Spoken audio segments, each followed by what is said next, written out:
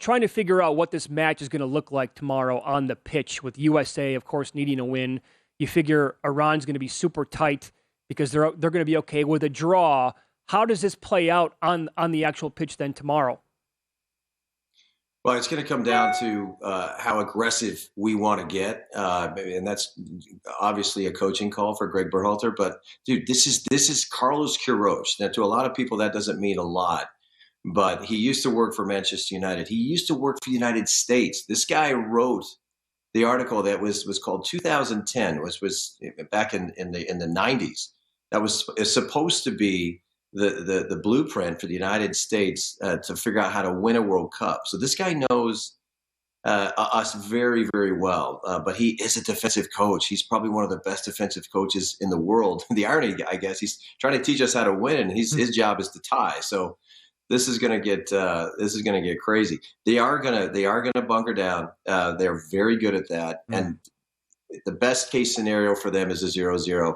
We have to score, and we've had a lot of difficulty breaking down defenses that put us in a spot where we have to commit numbers forward. That's been a big problem for our coach. So I see this one playing out 1-0 United States, and it's going to take a long time.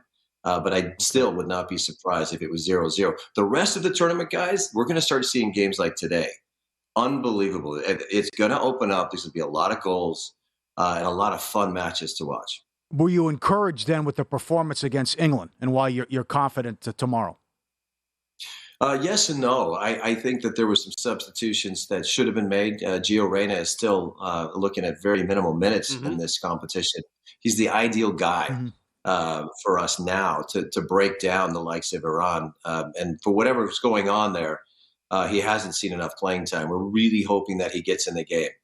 That's basically the way that's his job when he's playing at Dortmund, is to play against teams that do a low block, which means they get at least 8 to 9 bodies behind the ball, because that's how teams in the Bundesliga play against Dortmund. And he's been very good at the little clever passes, great timing on his crosses. So we're looking to see him on the field if we really are looking to win the game. Okay, for a second here, let's imagine that the U.S., they get a goal in the first, 15, 20 minutes. How does that change things then for Iran? If they want to, obviously, if they're okay with a 0-0 draw, doesn't that make it to where they're going to have to suddenly open it up on their side and try to create? Not immediately. Not immediately? Not immediately. They won't do it immediately. What they will do is they'll start fouling. They'll start fouling a lot. And that's where this game can get interesting. If you have guys getting card trouble, that's the other component of this. But, look, they have the guy named Mehdi Taremi, who for me is one of the most informed forwards in the world. He's playing his football in Porto. His numbers are ridiculous. He had 2 goals against England. He's the worry. He's the guy that we really need to worry about, because he's a one-man machine. If he's taken on 1 or 2 of our guys, he still will be smart enough to figure out when to pass and when to shoot. So I guess that's the bigger problem for us, is worrying about him. If we do decide to commit numbers, they won't commit all of their numbers just yet, because they've got a monster up top, and he could certainly ruin our day. Can you share with our listeners one of the articles you wrote about your experience and roommates and not having a roommate, and then how a roommate can be there for you, and leadership and experience, and tie it all in together? I thought that was a nice piece, but if you can share that, and what does it mean moving forward in your opinion?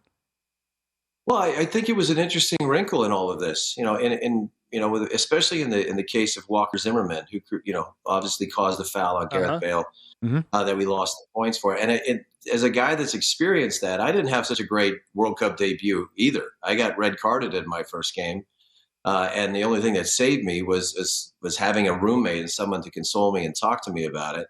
These guys are going back to their rooms, an empty room, and just expected to go to sleep and stop thinking about it. So it was just something I thought about, where I hope that they're having the opportunity to talk to each other, because this is a team sport, clearly, but in situations like that, when you make a big mistake, or there's a guy that is unhappy with his playing time, you always have to have a roommate that'll reel the guy back. And sometimes you sit there all by yourself. You're left to your own vices. You get on the phone. And now nobody can hear the conversation. So you're on the phone with somebody or on a Zoom call or a FaceTime, and you have a tendency to get negative, and that's what I was worried about, because that is something that's real, that will happen. I would have been much more in favor of these guys having roommates, but I think living through what I lived through, I was concerned about some of the players and just how they were going to mentally handle this World Cup, because it's a lot of pressure. It's great insight. Yeah. Eric Wynalda is our guest. So on top of that then, and this doesn't just go for the U.S., obviously this is for every single country represented over in Qatar for the World Cup.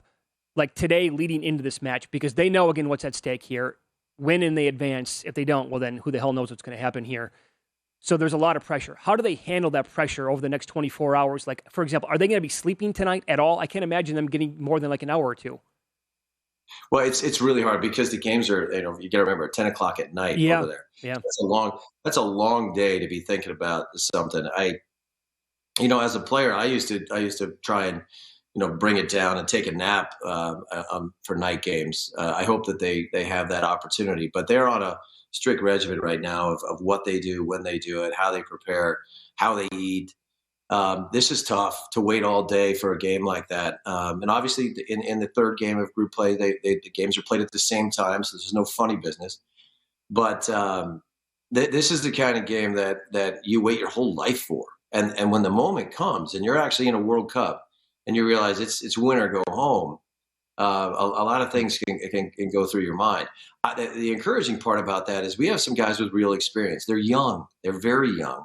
But they have enough experience. They played in big games before. They felt that pressure of what this means to step on the field in a big money game, if you will, because that's what the Champions League would represent.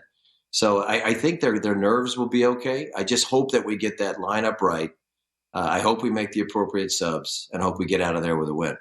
Eric Wynalda, our guest. You can find him SiriusXM, also doing work with Vegas Insider. That article we referenced earlier as well. How much will does Neymar's loss, no Neymar, mean in the group stage with Brazil? This is the crazy part, guys. They got so much talent, it will help them. People need to understand that. Right? And what we look at it as not Neymar slowing them down. Ronaldo certainly slows down Portugal, and you could say the same with Messi. And those are three superstars in this competition. But this will be something where we'll start seeing the likes of Vinicius and Richarlison getting more on the ball, and they're sharing the ball. So it's not one guy that's expected to make it happen.